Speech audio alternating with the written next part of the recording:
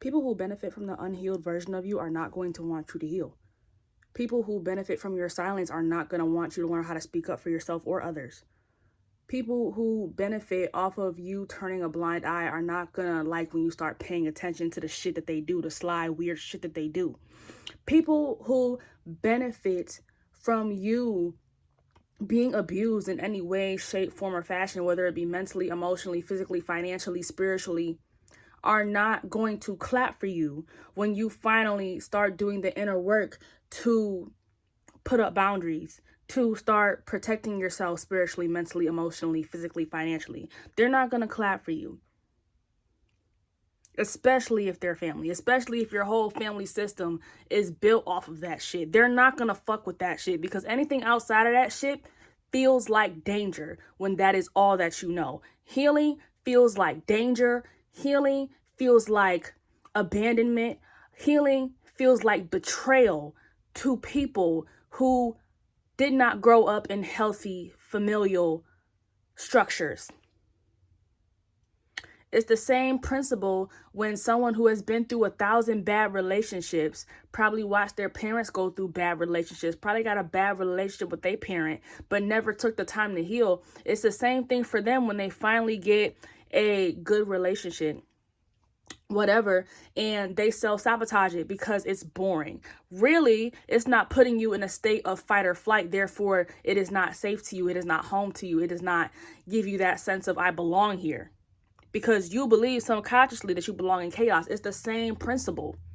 It's the same principle when you have one person or maybe a few people sprinkled out who actually want better for themselves, who actually want to heal, who actually want to learn how to functionally communicate, who actually want to break generational curses within a bloodline. It's the same thing when you have people like that, and then the people around those people start to see them change, start to see them move different, act different, want better for themselves, advocate for themselves, advocate for others, not letting shit slide, taking the time to have uncomfy conversations, sometimes with people who do not have the emotional capabilities or maturity to be able to have said conversations.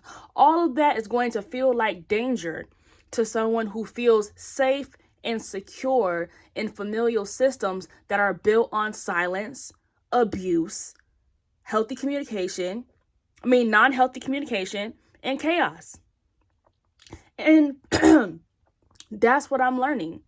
And obviously, this is something that I know. It's one thing to know it, and then there's another thing to embody it. I think in this season of my life, I'm really being called to embody everything that I've learned, because it's one thing to be able to arm yourself with knowledge. It's another thing for it to be applied in a way where it becomes your armor in certain situations, right? And I think that's the era that I'm currently in, where I'm seeing how people move. I'm seeing how am I the only one who has a problem with this and this and this? How am I the only one who is strong enough to call out this toxic behavior, that toxic scenario, this disgusting person? How am I the only one?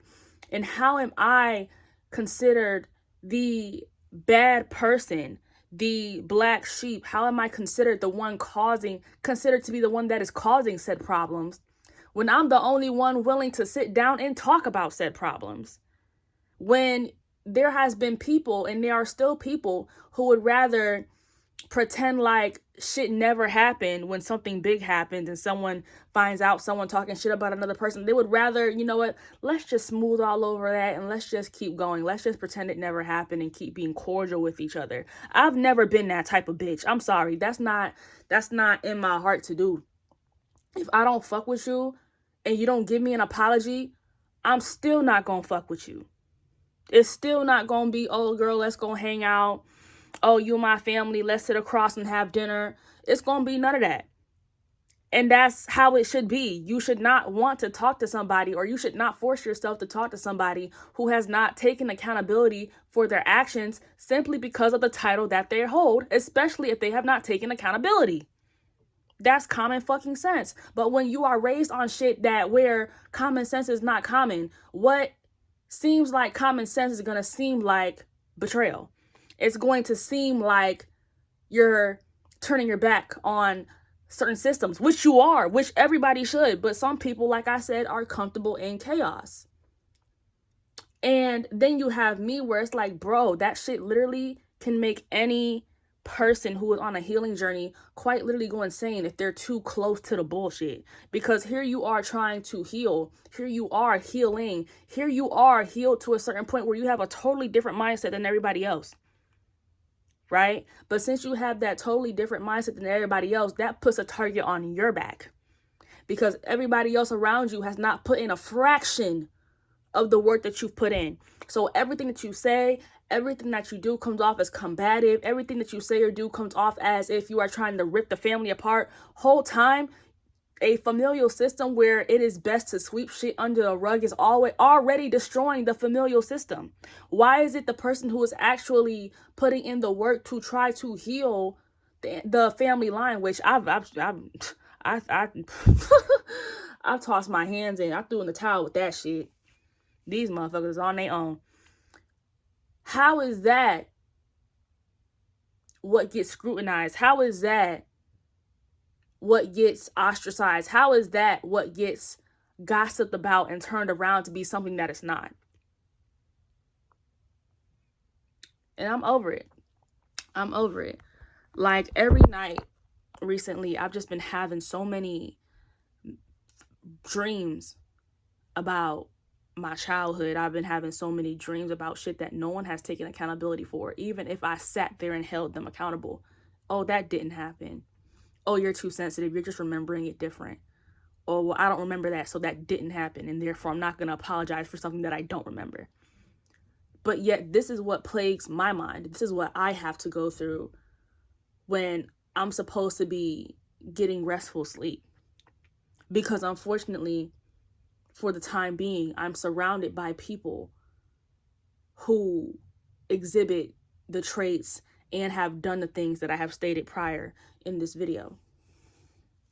And it just feels like the closing out of a cycle where I'm really being called to choose what type of people I want in my life. Because on the other flip side of that, I've been called to bring people closer to me who represent the type of family that I want to build, the type of chosen family that I want to have around me. People who make me feel seen, people who make me feel heard, people who make me feel validated, people who do not mind having uncomfortable conversations, because at the end of the day, they know that uncomfortable conversations is how you keep the relationship.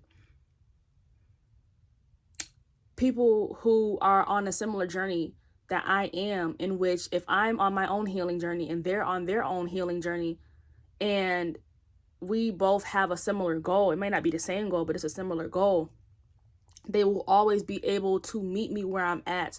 And if they can't exactly meet me where I'm at, they are at least able to have understanding, and they're not judgmental, or they won't project any type of like trauma onto me that has nothing to do with me, but trying to make it my problem. Like, you know what I'm saying? Like that's where I am right now. And recently I've just met so many different people that reflect the best parts of myself. Like certain parts where it's like, oh, I have to tuck this away for a while because it's not safe in this environment to bring that side of me out. People who quite literally, I do not have to compartmentalize myself. There is not, oh, this version of me is for these three people, this version of me. It's none of that. It's, this is Latisse, this is who she is. I accept her for all that she is. I love her for all that she is. She's a joy to be around, etc., etc. Not people who have not done half the healing work as I did and can only see me through a lens of their own trauma, can only see me through the lens of what they have not done internally, can only see me through a lens of, oh, it's not familiar, so it's not right. It's not what I grew up on, even though what I grew up on was trauma, even though what I grew up on was abandonment, even if what I grew up on was abuse. So therefore, even though she's trying her best to heal, still, I'm not fucking with it. It's not good. It's evil. Whatever it may be.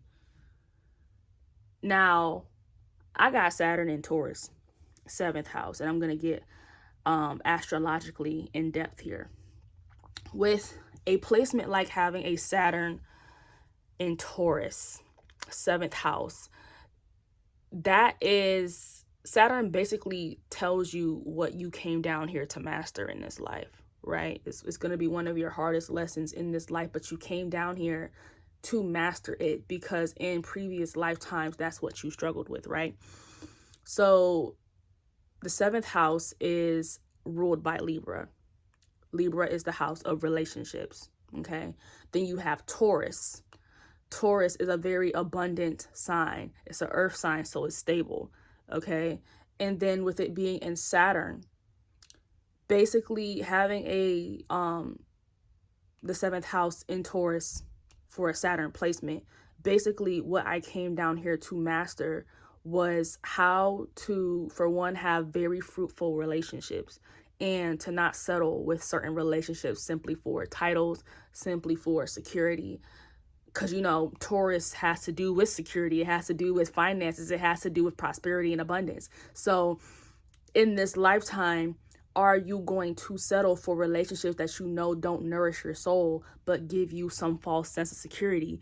Or are you going to build what you know that you deserve? Are you going to take a chance out? Are you going to expand into the prosperous version of yourself where there is an abundance of community, there is an abundance of support, there is an abundance of love, right? So everything that I'm saying right now is a part of what is called my Saturn return. Now, my Saturn return, I believe, will happen when I'm either 28 or 29. Now, if you do not master the lessons of your Saturn sign, by the time you reach your Saturn return, it's going to be a real doozy for sure.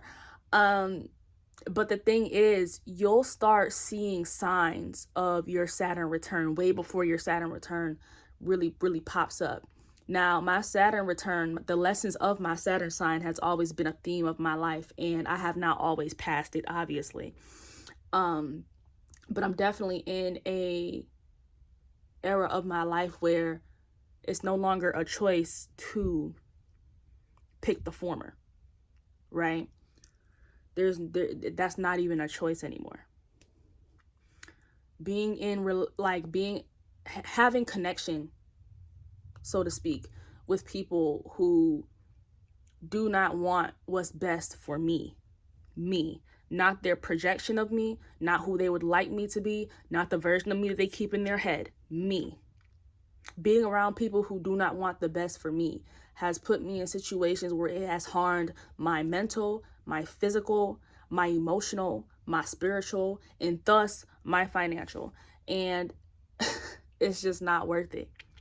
It's not worth it. I had 6 seizures and I died and I came back. Mind you, no prior history of any of that shit.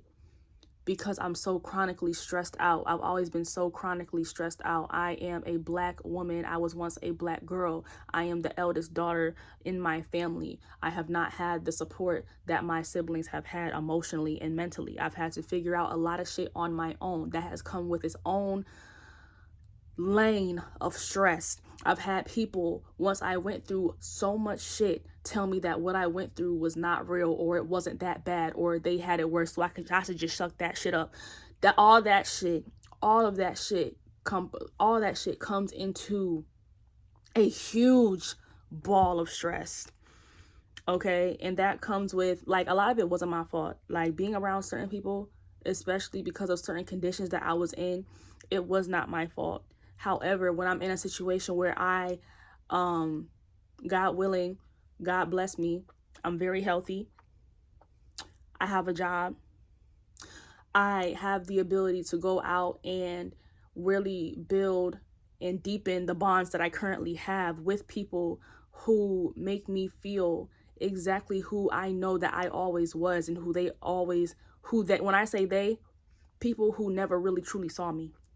Family who never really truly saw me, who they never thought that I was and never thought that I could be.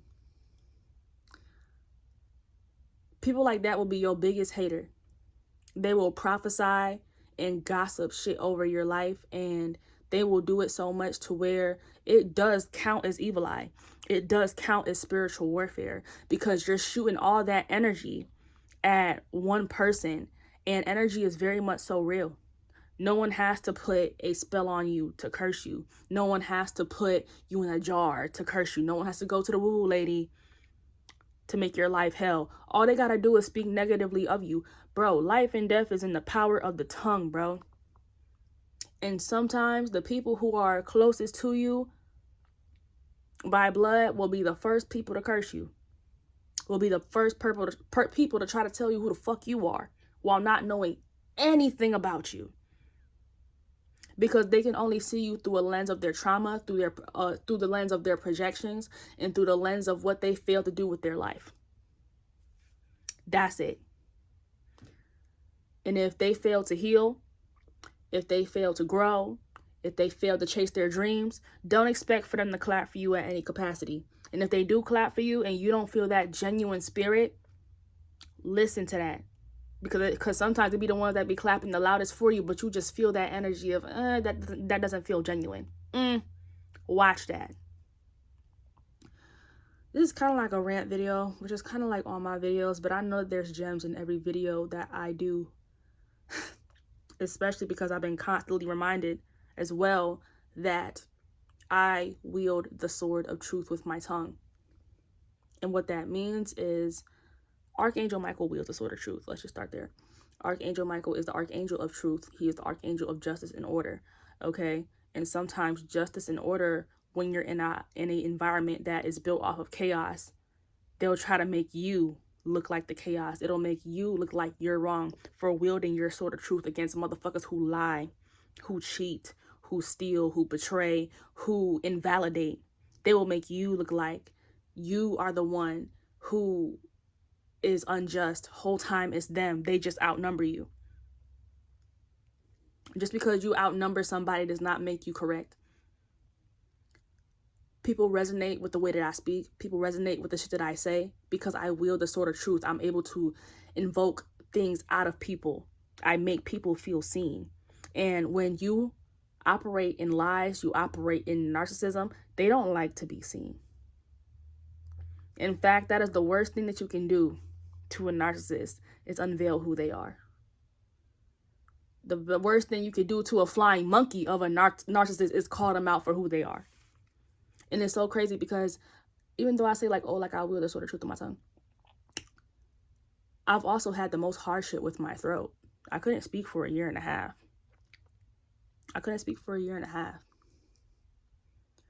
I had to fight to get my voice back.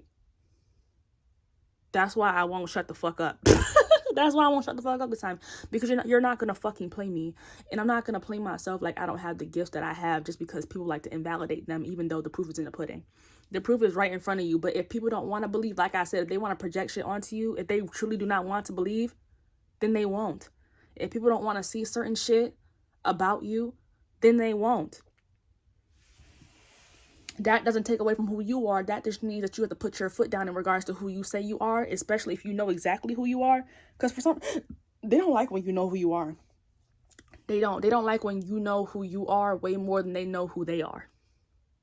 They hate when you know who you are and you operate within the highest level of who you are, or at least you are on your way to operating within the highest level of who you are and you're dedicated to that. They hate that. Because then they can't control you. They can't use you. They can't make you feel any type of way. They can't do it. They can't do it. That shit fail every fucking time. They hate it. But anyways, I'm about to head off of here. I just got done meditating and that was on my heart to do. Don't know what I'm going to title this video, but hopefully somebody resonates with this. All right. Bye.